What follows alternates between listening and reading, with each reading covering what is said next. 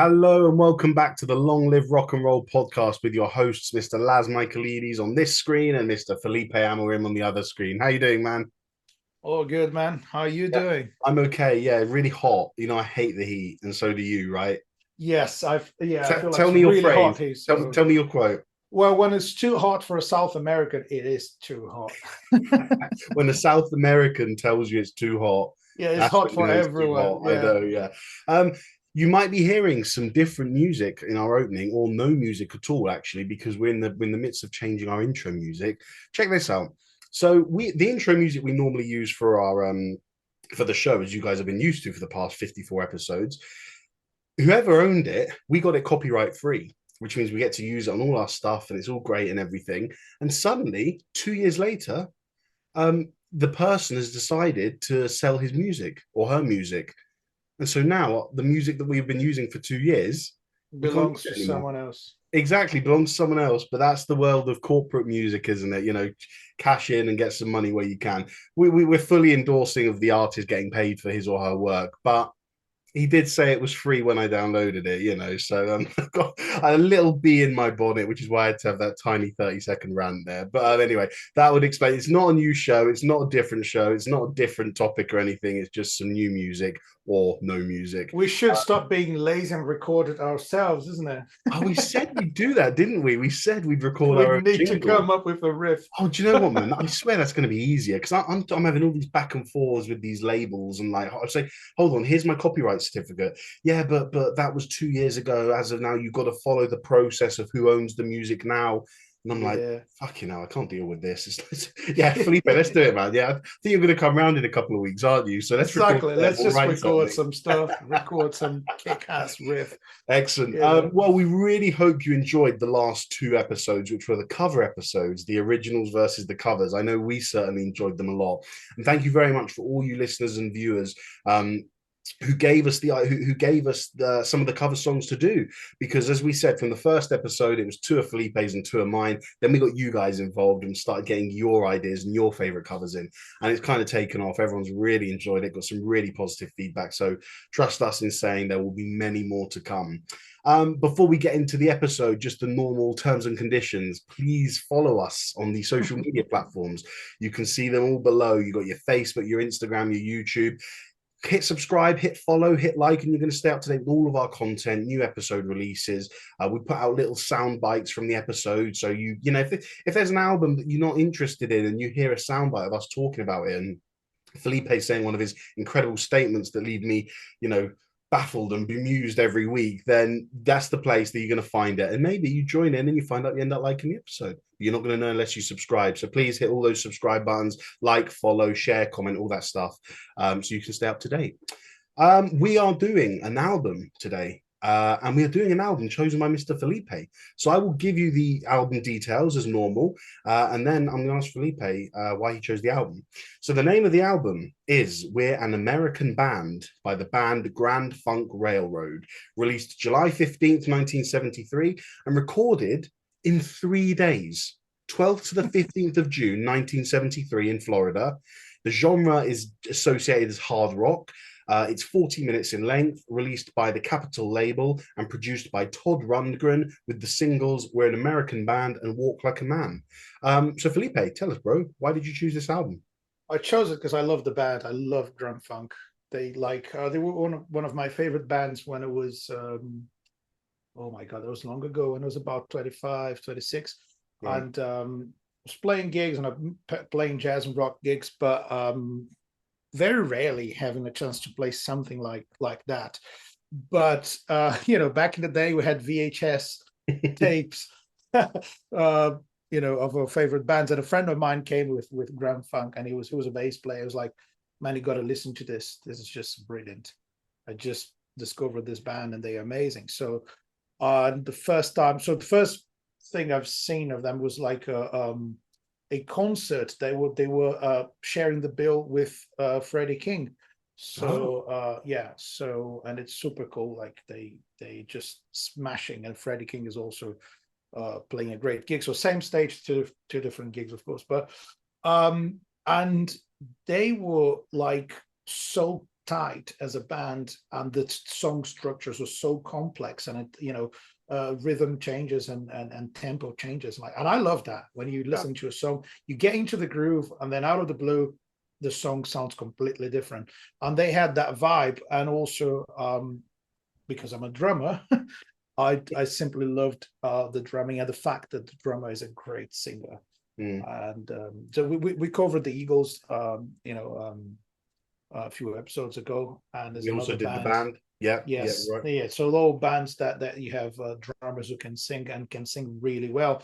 And yeah, so all these things they made me fall in love with Grand Funk. And so I was listening to loads of live stuff and different songs and the singles and all that stuff. Don't remember really getting to the albums one by one, but I did listen to the albums.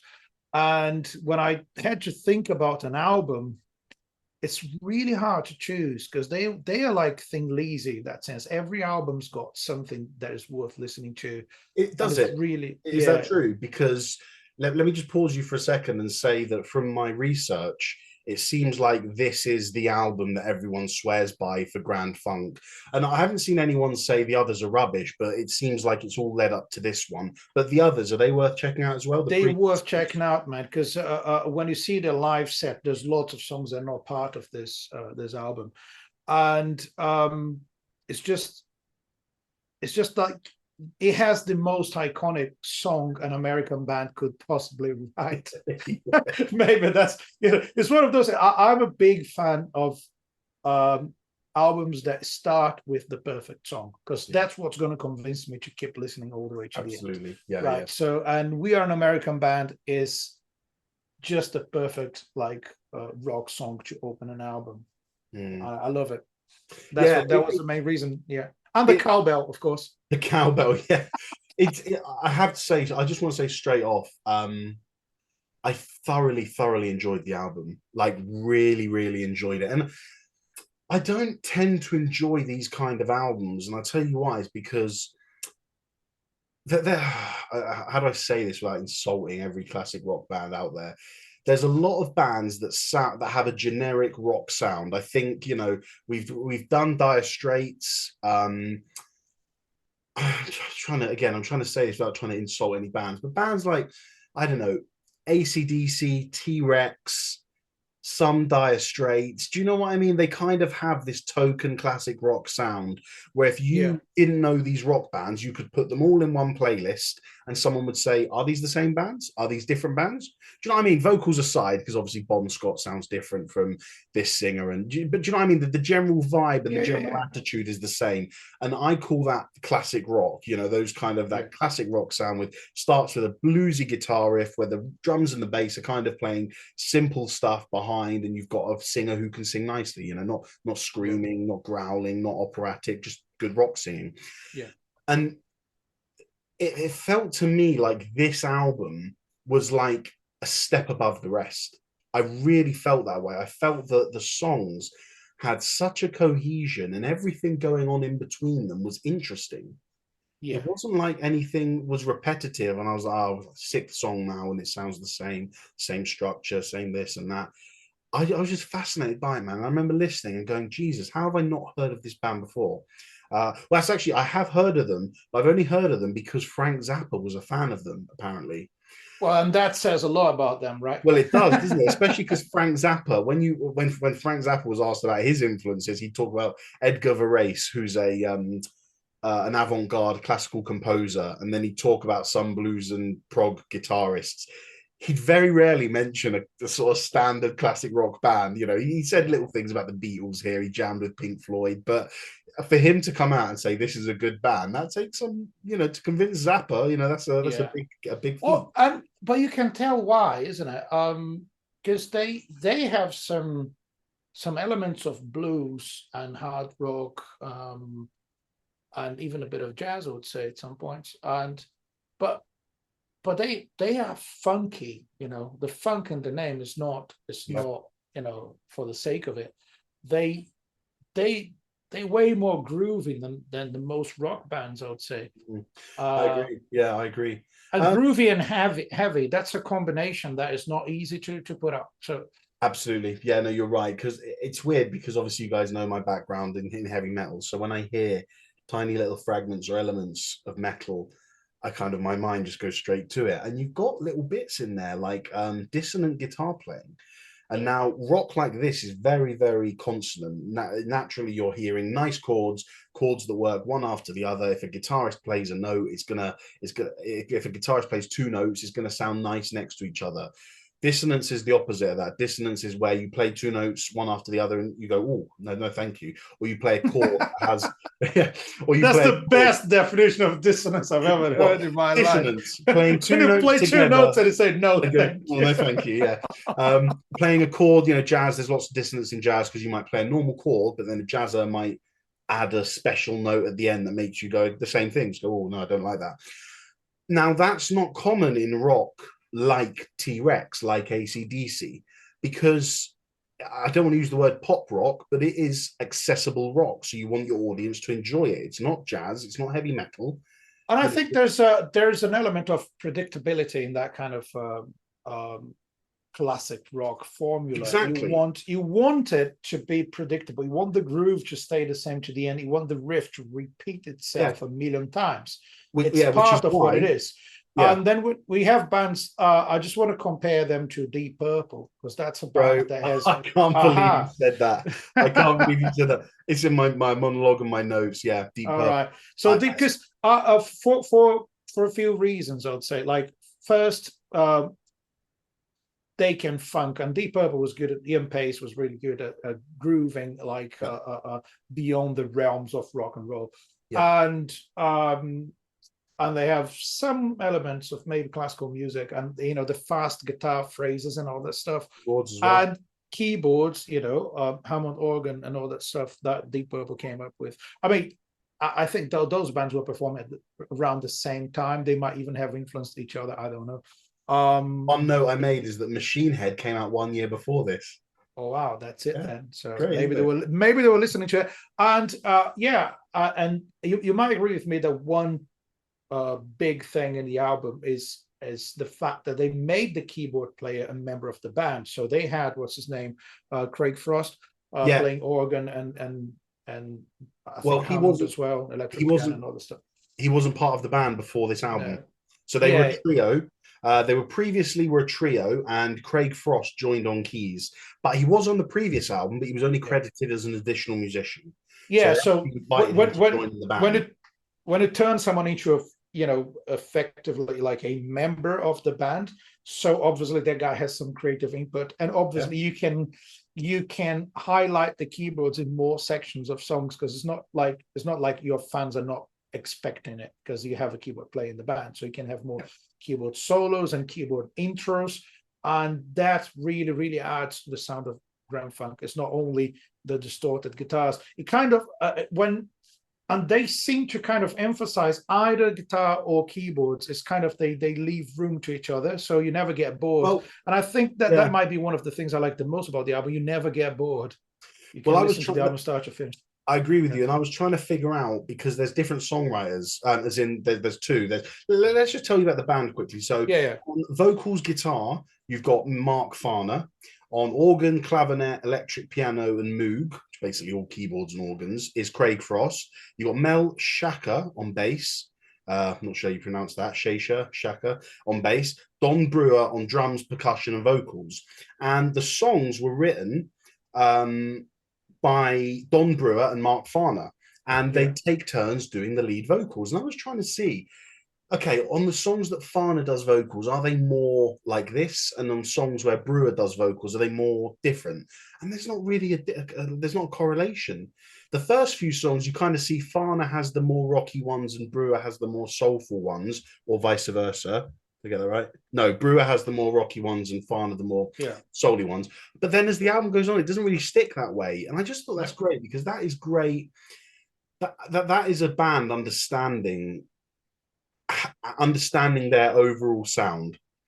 Yeah, and there's an interesting thing is when you have two singers in the band, you might run the risk of having um great vocals in a song and average vocals on another song, but they both technically great and very creative with their melodies, and they have a really good vocal range.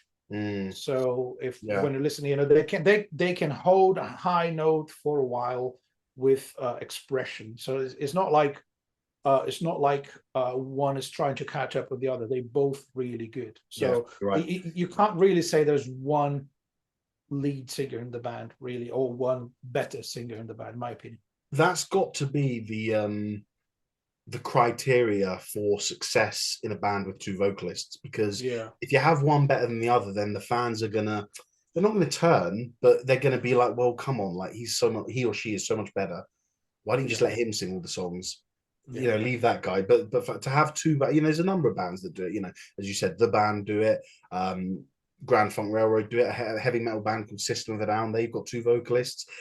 The Beatles, Pink Floyd, of course, yeah. Just some so let's get into the songs, but just a bit of background before. They were called Grand Funk Railroad before, weren't they? But then for this album, they dropped the Railroad, which I'm not entirely sure why. I looked into it, couldn't find anything. I don't know if they thought the name was too long or something. They've got a new producer for this album because there was some criticisms of the previous albums that they sounded a bit muddy. The production wasn't very good. Just sonically to the ear, it wasn't very pleasant. So they got in Todd Lundgren, who, by all accounts and by the reviews he got, is a very, very modern producer in those days. He knew how to use the equipment. He knew how to make an album sound good.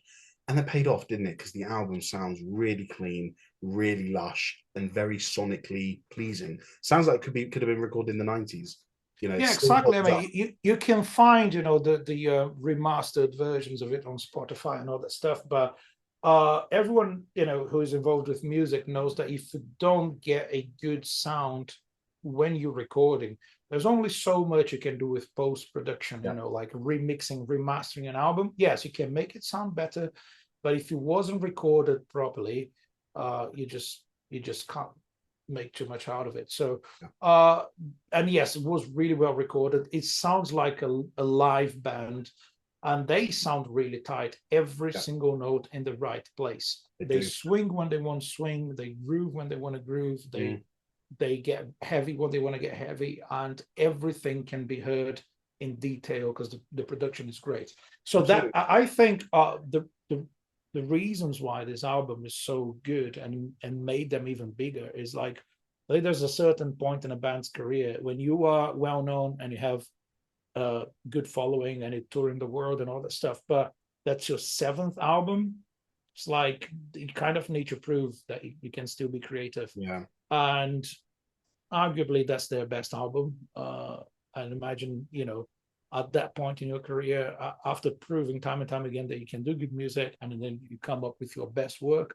So there's a lot of things that make the album special. One is production. So they actually found someone who they could trust to actually capture the real sound of the band. And the fact that they made the keyboard player a permanent member of the band, and they gave the keyboard more space.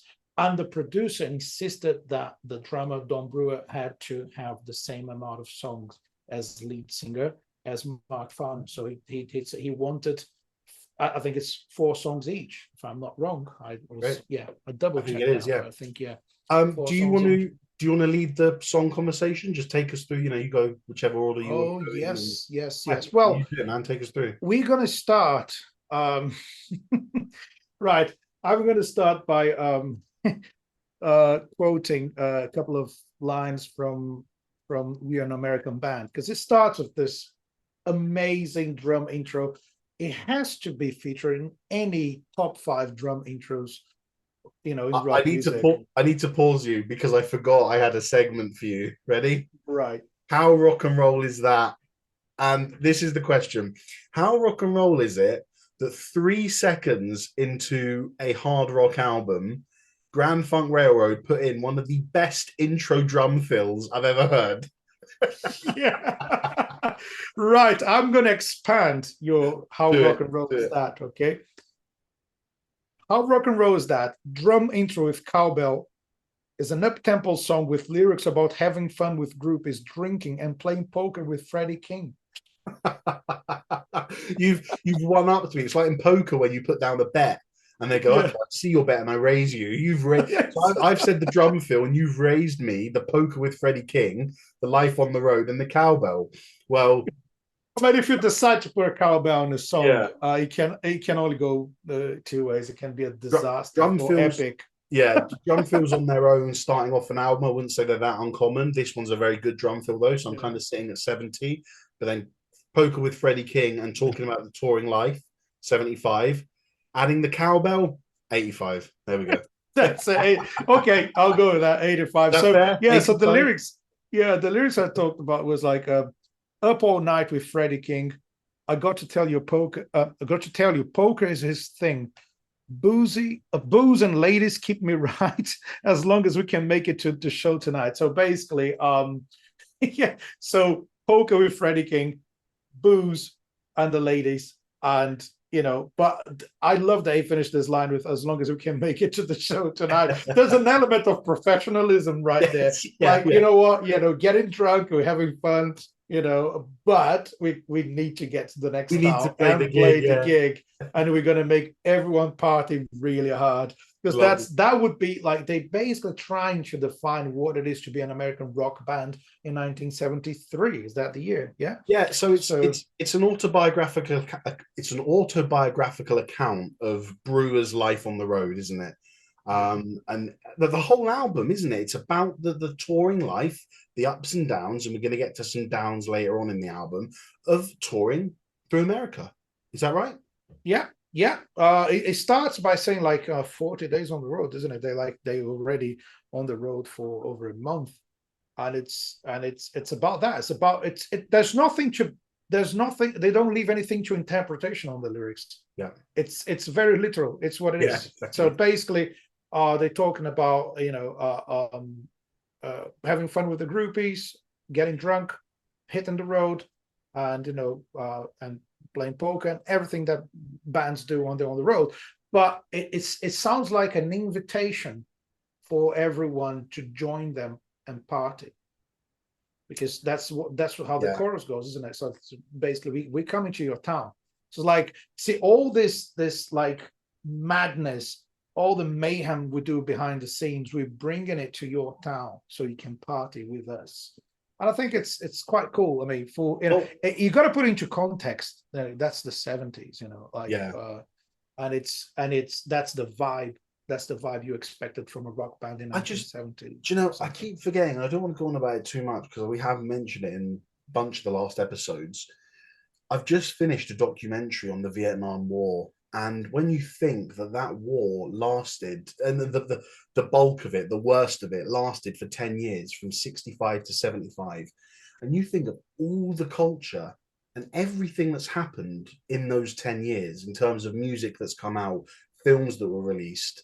I don't really want to sort of think political events because that's kind of aside from the arts, but a lot changed in culture from the 60s to the 70s. And I Yeah, it think, did. the Vietnam War at this point is still going on. And I think for a band, we've heard, look at our last few episodes. Don McLean, American Pie, we did the in-depth analysis of all the lyrics of that song, and that literally chronicled those 10 years. And he spoke about the segregation and the divide throughout America because of what we assume his lyrics alluded to, the Vietnam War.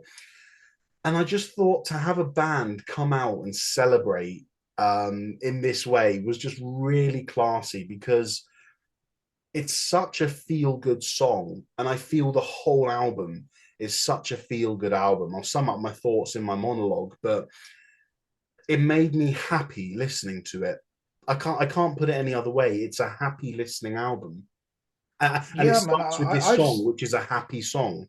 I just want to play a rock gig after I listen to that song, or just go to a Yes, gig yeah, and party all night. yeah, It's such a good feeling, and such a positive song in many ways, yeah, And it's that they're not like specifically in that song, they're not getting political. They're not criticizing anything or anyone.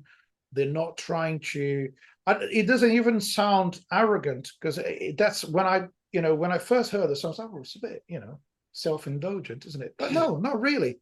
As I No. said, and I'll say it again, they are inviting you to join the party. They are coming to your town. They want to make you have fun, and that's it. So, what a great way to start an album, isn't it? It is. It is. Yeah. Yeah. Really, really good. I like the songs with the music. I mean, yeah, the songs with cowbell get quite a bit of stick, don't they? But I thought this was a Yeah. good one, and it was used quite tastefully. Do you know Yeah. one thing that's interesting, and maybe you can connect and do the segue after this. A number of the songs had very unusual percussive endings. Yeah. I found that quite strange. I didn't like it, but at the same time, I didn't hate it. Well, it doesn't matter when is it the last like 20 Yeah, seconds of the I don't song. know. I suppose it might. Yeah, yeah. It's arguable because So by the time you're starting the fade out, they just add layers and layers of weird percussion yeah, yeah. patterns that But unusual I don't know why they do that. what was Don Brewer? Was he a percussionist? Do you know, or was he? Yeah, I think he played percussion. I I was think quite he's the one interested as playing to why they made percussion. those decisions because Yeah, I well, think three of the songs have a percussive ending. I'm just gonna guess. This is just a guess. Sometimes you can record some tracks that you're not going to use. So in studio you can overdub as many guitars or percussion, drums, and vocals as you want, and then you decide which ones to use, which ones to discard. Maybe they recorded layers of percussion that say, oh, it doesn't really work, so maybe we can just have it at the end. Yeah. Or maybe it's just a piss take, or maybe it's just to make people who host podcasts talk about it. I don't know. 50 years later. Yeah. Yeah. Oh my God. It is almost, hold on, 12th of July. So it's, by the time this episode will be out, it'll be September. So it's turned 50 years old 2 months ago, this album. That's great. Man, amazing We stuff. didn't plan this. We didn't know. But let's pretend we did. Yeah. I'll cut this bit out. Now I want to talk about the next song, Stop Looking Back, because I think this was one of my favorites on the album. Yeah. It had, when I said to you about that generic classic rock sound, I was still really enjoying the album, but then Stop Looking Back started, and I was like, yeah, this is cool. Okay, this is a bit similar to the last song now. I'm seeing a pattern. Is this going to be another generic rock album? And then that chorus hit, man. And wow, it just had, I can't even describe it. It just had this aura about it. I always say it's not about the notes you play, it's about the space you leave. Yeah. And less is more. They're my favorite quotes in music. And there is just, you got the hecticness of the verses, and suddenly the chorus hits, and it's just like, breathe, like a breath of air. Take da da da da da da da. And it's Don Brewer again singing, isn't it?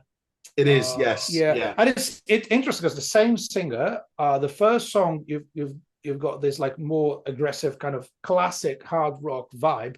Yeah. And on the second song he goes more melodic, doesn't he? Yeah. Yeah. And I thought this song actually really reminded me of Never Before by Deep Purple. Oh, right. Because it just had that kind of funk to it.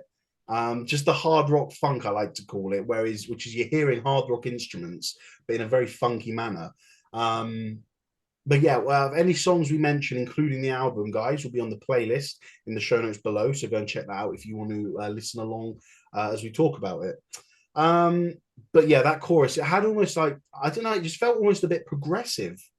Just the way the tone changed, the tempo changed. I don't think the tempo changed, maybe, or maybe it did. But it just kind of, like I said, I just really loved that. It just kind of gave you the moment to breathe, because the first song, although it's not a fast song, it's kind of energetic. It's kind of like, right, well, in terms of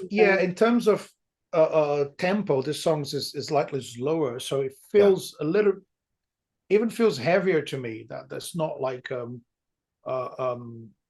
they don't necessarily sound like Black Sabbath, but Black Sabbath was really good at doing that like slow, heavy, dark kind of vibe. And they have a little bit of that, not much, but a little bit of that. And slightly slower. It's not too slow. And then can we move on to the next song? Bro, you lead it, man. Yeah, you chose the album. You know what? The song that really surprised me is the third one, Creeping. That's the first one with Mark Farner singing, and that's his song for real. He's doing. Great song, isn't it? He wrote the song and he sings the song. And I think it's like, okay, let's say they were intentionally record in that order. It's like, okay, that's the first song that I'm actually the lead singer. So, I'm gonna I'm going to make it remarkable. And I think it's a really, really good song. And it's the first time that the keyboards really make a huge difference in my Yeah, so opinion. I've got here focus and prominence on the keyboards. It's very, Yeah. very keyboard heavy. And the bass That's riff bad. is amazing. So because we're talking about the drums and keyboards all the time, but the bass riff is really tasty, and I Yeah, like the bass. I like the bass tone throughout the whole album. yeah, I I think agree. the bass stands out without ever being too much. Yeah. It is the perfect bass performance because it does enough to keep you interested. It does enough to give you a little taste of something like, oh, this is interesting, but it never overrides it. It never plays more than it needs to.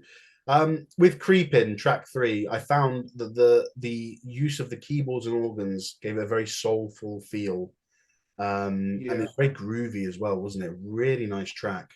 it is, and I think in terms of lyrics, if you compare the songwriting, it sounds to me that like Mark Farner always wants to go slightly more political, and he's always like trying to raise awareness to something that's going on.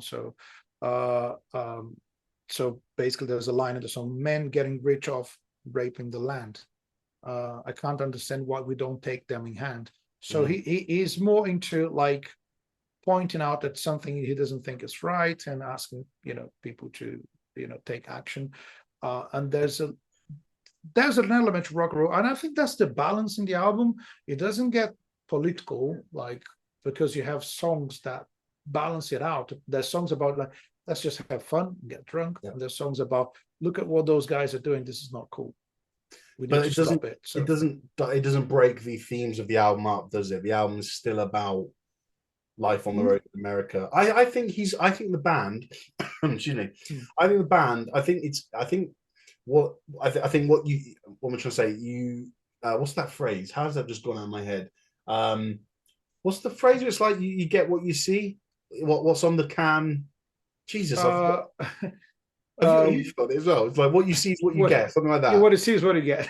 It's something I about a think that's can, isn't it? It's like the label on the. Oh, Jesus. Anyway, I think man, you're the native speaker here, man. I You need know, to know yeah. those quotes. I think that what we've been told about this album is that this album is about a band who went on a tour across the United States and then wrote an album about it. And I think, although you're talking politics in the sense of maybe Don Brewer's looking at this slightly politically, I still have a feeling that the lyrics to this song were influenced because he saw something on the road. Do you know what Yeah, I mean? Like he saw it maybe a could be. different Yeah. culture. But you're right, it doesn't break up the themes of the album just because the first two songs, well, actually, the first song's about the partying and the playing poker with Freddie King. The second one's a bit different. It is a bit more introspective. It's kind of like, right, stop looking back, look Yeah. forward. Like it's a bit philosophical. Like don't look to Yeah. the past, look to the future. And then the third one gets a bit political. But Yeah, and the that's the first feeling, one that there's actually written and sung by Mark Farner. So yeah, he tends to take songs more into that direction. yeah. But it's not like say mentioning any specific names or any specific situation, or again, not getting too political or anything. And it sounds to me that if there's a formula with lyrics in this album, is like they are very simple, Mm-hmm. like straight to the point. Unlike what we reviewed American Pie, there's so many interpretations that you can have for Yeah. the same verse. This is like this is what it is. Whatever the lyrics are telling you, there's no I it's remember the not quote. subtle, let's put it like Sorry, that. it does what it says on the tin. That's the quote. Okay. Sorry. It Finally. just popped in. Yeah, sorry, bro. Right. Please carry Yeah. on. I'm glad you remembered because I wouldn't. So so basically, yeah. So it sounds to me like the verses exist to lead you to the chorus in terms of lyrics. I'm not saying the lyrics are not great because they're really, really good, but it's like, okay, here's a verse. We're going to lead you to a magnificent chorus Yeah, every single time. And I want to make this point. Every single chorus in this album is just perfect. They nailed it every time. yeah, very good. You might think the song is not as good as the previous song, but every chorus is well sung, well written. The melodies are spot on. That's a great point. Yeah. Yeah. Yeah, they really deliver every time. And even like you said, even if a verse is just like, okay, it's all right. Yeah, it's okay if a verse. When you get to the chorus, you're like, okay, yeah. Do you know what? Give me another one of those verses, as long as I get the same chorus afterwards, isn't Exactly. it? Excellent. So Where do you want to take us next? yeah, let's move on. We probably have time to talk about every song Do you want to? because Yeah, there's should, only should we eight do it? tracks. We'll just do Yeah, each yeah. one this time. This one, very, very deep purpley in more ways than one. I kind of heard space True. fucking vocals. I heard Ian Gillan like in the Black Licorice. Yeah. Very much sort of Ian Gillan vocals, Space Trucking by Deep Purple, John Lord keyboard solos as well, Yeah. really playing it in here. Um, and this is the other part I said, metal rhythms and dissonance after the keyboard solo. So listen carefully. After the keyboard solo is done, you just get some very, very understated heavy metal rhythms. I don't remember the rhythm exactly, but I'm thinking something along the lines of, chugging, and dissonance. Again, listen out for it. That I should have written it down, whichever instrument it was. Maybe it's the guitar. I think it was the guitar. Listen to it, because there's just going to be and it not doesn't last long either, just like 10 or 15 seconds where the guitar is playing something a little dissonant and you just go, ooh. And it's just a tiny bit, like I said, with heavy metal, sometimes you get whole songs that are dissonant. Black Sabbath's first song, Black Sabbath, Yeah. the whole thing's dissonant. With this one, it's just 10 seconds of you just going, oh, hold on, what's that? And then they bring you back. They make you feel slightly uncomfortable for a few Yes, seconds, and only they to move bring on. you back. I think, yeah, I think they never stay on the same sort of riff for too long. Well, they seem to. There's quite a lot of changes throughout the album, and there's always some new element going on, either a unexpected drum fill or a tempo change, and they do quite a lot of that. I think the amount of complexity in this album is such a great contrast to how catchy the choruses are, because you could just go full on pop rock if you wanted to with those kind of I think for the vocals are heavily influenced by soul music, I would say, because you can hear that. Yeah, definitely. Brewer's vocals, I think. Yeah, very much for so. sure. And then you could, and having that sort of voice, singing repetitive in a good way, and catchy choruses. And if you just write straightforward rock songs, that could be a really, really easy way to write a best-selling album. But I don't think they wanted to go down the easiest way. They were creative in every single song. There's always one section like in every song. They think, oh, wait a minute, I didn't see that come. Yeah, exactly. Yeah. As you're talking about the dissonances in this song. Again, you mentioned Deep Purple. The lyrics is, for this song is the kind of stuff that Ian Gillan would write. So, and it's, again, nothing to make you think and reflect about life and change the way you see the world. It's just like having fun. Same thing. And it's a partnership, songwriting. There's a partnership between Brewer and Farner. So they wrote the song together, and Don Brewer is the singer. On my notes here, I got the perfect bass intro, fast and groovy, isn't it? Yes, yeah. Really, that's good one thing. And quite a few bass intros on this one that were really good. Yeah. But yeah, do you want to move on to the Railroad? Yes. Yeah, that was I really enjoyed this one. And this, see, something I had to say about the whole album was that I felt, I felt that it's a hard rock album, obviously, and it has been packaged, performed, and executed as such. But I loved that you could hear little influences of everything that had come from American popular music in the years before. Yeah. Little bits of funk, little bits of blues, little bits of country, little bits, I think the song, is it Loneliest Rider, the last one? Gospel backing vocals, the female gospel choir singing behind. What did I say? Blues, funk, country, gospel, rock and roll. It's just tiny little hints of each one sprinkled over the rock music and meshed and amalgamated into one hard rock package that celebrates the history and culture of American popular music in the days gone by. Man, you can put that phrase on a book. That was Thanks. That was a great statement. Yeah. Yeah. And just about the song, The Railroad, since the band decided to drop railroad from the name, that is the only time the word railroad appears on the album sleeve or album cover or anything else. So that word has been, taken off the name. So it's not there. But it's on the song. So the song, The Railroad. Right. And again, it does make you think about a band on the road, isn't it? So they're traveling, they can see the tracks and I just wanted to add that I made my point and then I forgot to actually expand on my point, which was I hear quite Americana vibes in The Railroad. It makes me think of the band. Oh, wow. I know we make this joke every time, but the band called the band, for those who don't know. Just had that, the hold on, the railroad is a mighty good line. Just imagine all of them singing it together.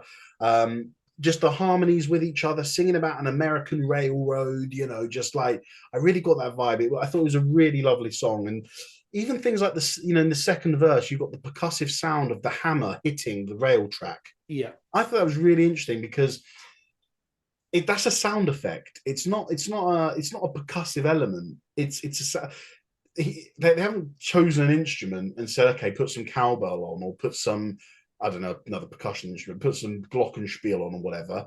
Yeah. They've just said, we want to sound like a hammer hitting a railroad track. It's like when you're in a movie and they make that, and they make all of that sound dramatic, in a certain way. So I think the intro is quite dramatic because you have some heavy stabs, is when everyone hits at the same time, like cymbals and distorted guitar and the bass. Everyone's doing the same hits at the same time. But that after that, immediately you have a slow, melancholic guitar riff. And the vocals start. When the vocals come in for the first verse, there's no bass, no drums, there's no groove. It's just the guitar and the vocals. And then when the chorus comes up, it gets so much more powerful because you have all the other instruments backing it up. So it's super cool the way they arranged the song. Is really well thought, and it's not random. It builds up the expectation for the chorus. Everything's just perfect. The BVs, the amount of layers of BVs they add, it's like a choir singing the BVs on the chorus. Super cool. One thing I have here on my notes that I found really interesting, like the groove changes completely halfway through the song, and it kicks off a long instrumental section that lasts almost until the end with keyboard and guitar solos, prepared for one last round of chorus, which is super cool. I loved that part. I thought the tempo change and the vibe change halfway through was brilliant.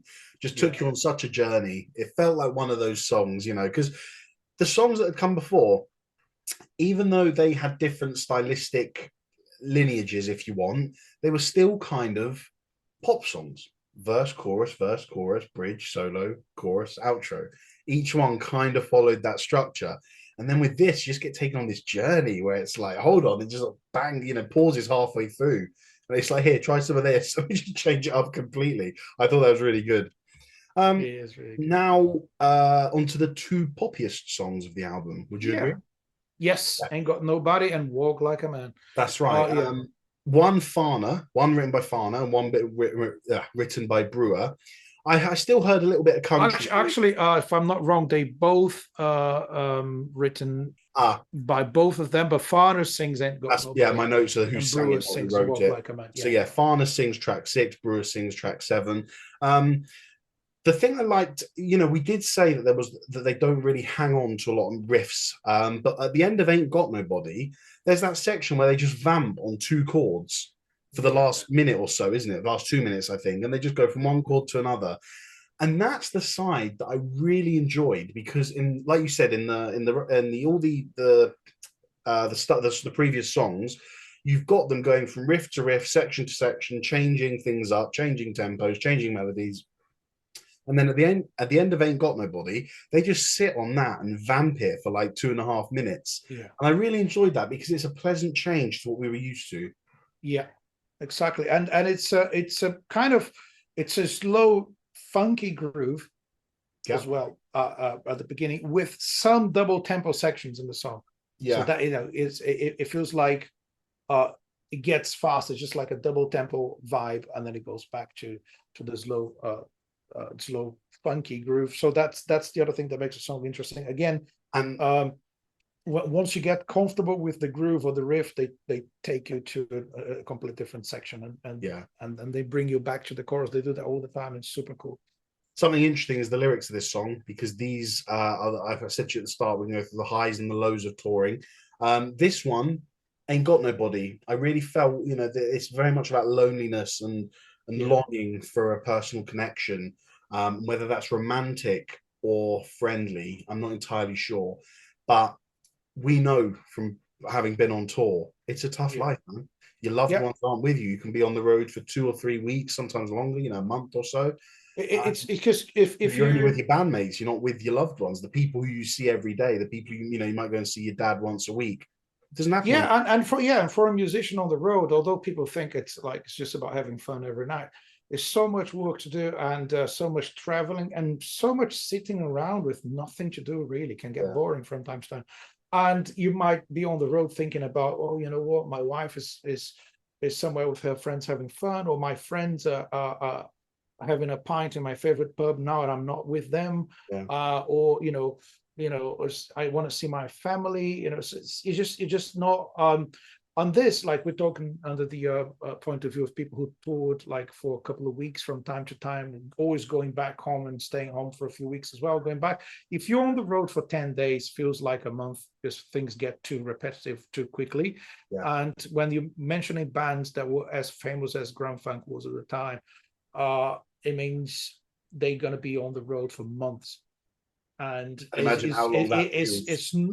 It's nothing close to a normal life, and it's definitely a great topic for an album, you know. And it's amazing they've managed to capture without sounding self-indulgent or arrogant, or it's not, they're not saying this, it's all fun, and they're not all pretending to be it's too difficult as well. It's just like they're going to talk about both sides of being on the road, the loneliness and the fun. You know, I love that's a great point, man. You know, this album perfectly captures and sums up the life, emotions, feelings, highs and lows of a touring band, isn't it? Amazing stuff, man. Amazing stuff. Walk Like a Man. That's the second single, right? Obviously the first one is We're an American Band. The second single, and I think they really got it right when they chose the singles for the album. Might not be my favorite song. I love Creeping. That would, but that's not a single. That's not single material, isn't it? So I would choose Creeping as my favorite after We're an American Band. But Walk Like a Man, again, a partnership so it was written by Farner and Brewer. Brewer does the lead vocals, and I love the intro riff because there's lots of space. So they do those stabs, and then there's gaps in the riff. It's not like, it's not a full long rock riff. It's heavy, but there's loads of space, and I like that. And throughout the song, there's some insane drum fills, and I love that. I love the way the drums are literally filling the gaps and giving the song that boost that you need from time to time. I love it. And the guitar solo is quite bluesy, in my opinion. Well, yeah, no, I agree. One point I was going to make is that it's a very poppy song in terms of melodies and choruses, but the instrumentation and the performance takes it from being a pop song to a hard rock song, doesn't it? Yeah. And I think that's where this album properly succeeds, because you've got pop stuff littered throughout, but yet the way they play it and the tone of their guitars and the production makes it sound like a hard rock album, which is, isn't it? Yeah, totally. And I think maybe, in the 70s, bands would dare to do that more often.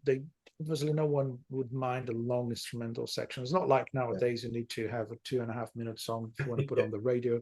And you can't have guitar solos, you can't have distortion and all the stuff. I think hard rock was, really, really the soundtrack of the 70s. And I think Grand Funk was riding that wave in the best possible way. Another great point. The final song of the album, Loneliest Rider. I'd say this is probably one of my favorites. I really enjoyed this one. I loved the different stuff you hear in it. It's got that southern dirty rock vibe in the guitar and the key tones, the keyboard tones. Really enjoyed that. But then again, you've got those gospel backing vocals coming in that I thought was just really, really cool. Just and that, Yeah. get to the end of the album and you think you've heard it all, and then suddenly out of nowhere they throw in some female gospel vocals. And Amazing. that song is not filler, is there because No. it owns his space in the album, doesn't it? Yeah. I love the at the beginning. There's and it happens again. I think at the end of the song, the drums, they go into a tribal groove, which basically when you use the tones more than snare and kick to actually build the groove, you use kick and snare drum, but instead of cymbals, you use more drums, more tones, as you know, the low tones of the drum kit. Yeah. And that has everything to do with the lyrics. So I just wanted. Sorry, yeah, no, that's a great point. And it's got that percussive ending as well, isn't it? Yeah, another one with the percussive. Yeah, and so yes, it's quite trap. That percussive ending, it does remind me more of like Native American percussion stuff. So that's that. It really suits the song. There's a really great line in the lyrics: "Is none of the stories in the school books said it. The truth is gone, and they're trying to forget it." So super cool. Nice. About the fact that we haven't been told everything about history as we might think we have. So yeah, really does evoke that American cowboys meets Indian thing, doesn't it? I really kind of got that Loneliest Rider. Just I want to point out again that dissonance post keys solo. So after the keys solo, you get this very heavy and dissonant riff. And then as it moves on from that, just go back and listen to the song and listen to the descending, dark, heavy guitar riff that's going on in one ear. And then in the other ear, you've got the keyboards playing a little motif that's consonant. It's like, stop, don't think about the song for 5 seconds and you've missed it. If you're listening to the song and something comes on the TV and your attention's there, you're going to miss it. But just pay attention, because a lovely little contrast. Again, you don't expect these kind of contrasts in this kind of accessible hard rock music. And just another example of some fantastic songwriting and production, I suppose, as well, because I think the yeah. Did you check out the last two songs, the bonus ones? Yeah, I did. Yeah, the end. Oh, they were great. Yeah, Hooray is a great song. It's nice and fun, isn't it? If someone listens to the remastered version of the album with the extra tracks, I haven't got my notes for the last song, The End, which is a great song as well. But Hooray is a relentless guitar riff, and there's pretty much no lyrics, just like one verse. It's basically like the band is simply jamming to the main riff and having a good time. It feels to me they're just like, let's just jam to this, and it might become a song or not, but it's on the extended version of the album. It sounds like a soundtrack for an action movie to me. Good point, cool. Yeah. And for me, the song The End, which would be track 10 on the bonus album, literally could be a Black Sabbath intro. It's just that dark, doomy, heavy, distorted bass. Another heavy funk song. You got the heavy, dirty, funky, groovy. The solos are brilliant. Another guitar riff with very dissonant and unusual towards the end, followed by the keys playing in verse 2. Just really unusual stuff. I often think when I hear an album and they put on those when any band puts on 4 tracks that didn't make it to the album, you kind of hear them and you go, okay, they're cool, but I see why they didn't make it to the album. These two I really thought could have made it. Yeah, well, it's just like in the 70s, maybe 8 tracks is enough for an album. It's one of those things. I think, cool. I mean, I'm gonna before you do your amazing monologue, because I know it's going to be amazing, I just want to say a couple of things about the album. I think in general, I believe there's a really, really good balance between the heaviness of rock riffs and the funky vibes of the drum grooves. And I think this is just really, really well mixed in the album. And can I just add to that? Pop vocal melodies. Yes, pop And you've vocal got that melodies fantastic with trio, isn't yeah, it? exactly. So they can go quite pop, almost like before they get too cheesy, they would come up with a double tempo section or something that you're not Yes, predicting, and I yeah, love you're that. right. And yeah, so I think it's well balanced in that way. Also, there's the right amount of room for each instrument to shine, Yeah, without becoming bigger than the song itself. No musician is more important than the song in this album, and this is just brilliant. great point. Great point. Yeah, cool. Cool. Are we happy to finish up there? Yes. Yeah, excellent. I just want to, I mean, some accolades for the album. So, unsurprisingly, it did really well in the US and Canada. On number one in US Record World, number one US Cashbox, number two in the Billboard 200, number four in Canadian Top Albums. Around the world, not so much. Sort of in Norway, it hit number 12. In Germany, it was 46. In Australia, it was number 27. But in the National Association of Recording Merchandisers, their definitive 200 albums of all time, this fits in at number 200. It's Interestingly, really good. they've got the Yeah. final spot. But yeah, a classy album. And I think that's time for my monologue, right? Classy album. Classy album. Here we go. So my monologue. The album feels like an amalgamation of all American music to have come before it, conglomerated into one hard rock album. We have said this before with other bands and albums, but the difference with this is that it sounds like the next progression in the musical evolution. It doesn't feel like an R&B influenced album or an album with a blues background. It feels like a hard rock album, but drawing on inspirations from funk, blues, gospel, rock and roll, R&B, and country. They've taken the best parts of each of these genres and created a hybrid that undoubtedly rocks hard, but still gives you glimpses and glimmers into America's musical past. Now, not knowing the band, I'm going to have to compare them to Deep Purple, as this is the sound and overall vibe that I really got from them. In comparison to Deep Purple, it feels like the band aren't as virtuotistic as Deep Purple. There is a lack of stunning solos the way that Ritchie Blackmore and John Lord would have done. There aren't as many flashes of brilliance in a guitar riff, for example. But what you do have is an absolute cohesion between the band that is unlike anything I've heard from a hard rock band. It sounded phenomenal. Rock is about freedom and looseness, and the amount of freedom I hear within this music whilst sounding tight was unbelievable. I think there is music on this album for everyone, and I think the best way I can describe it is this: it is the heaviest, easy listening album I've ever heard. An album you'd put on in the car to show off your music taste for everyone to hear, and more importantly, for everyone to enjoy. Brilliant. It is just a feel-good album. Every time I finished, even though you've got dark songs like Loneliest Rider and The End, you still come away thinking, I want to go on tour with these guys. Yeah, yeah. Or if they come into my town, I'll be there. That's it. Yes, exactly. Yeah. Perfect. Well, guys, we'll leave it there. Thank you again for joining us on another episode of the Long Live Rock and Roll podcast. He's been Felipe, I've been Laz. As we said at the start of the show, please find us on all the social media platforms, hit all the buttons to stay up to date with our content, and we'll see you next time. Yeah, interact with us, download episodes to listen to. Download episodes should not listen to, so just to give us a boost on the download numbers. And, leave your comments, suggest albums for us to talk about. And thanks for being with us once again. Keep on rocking, everyone. As usual, guys, take care and long live rock and roll.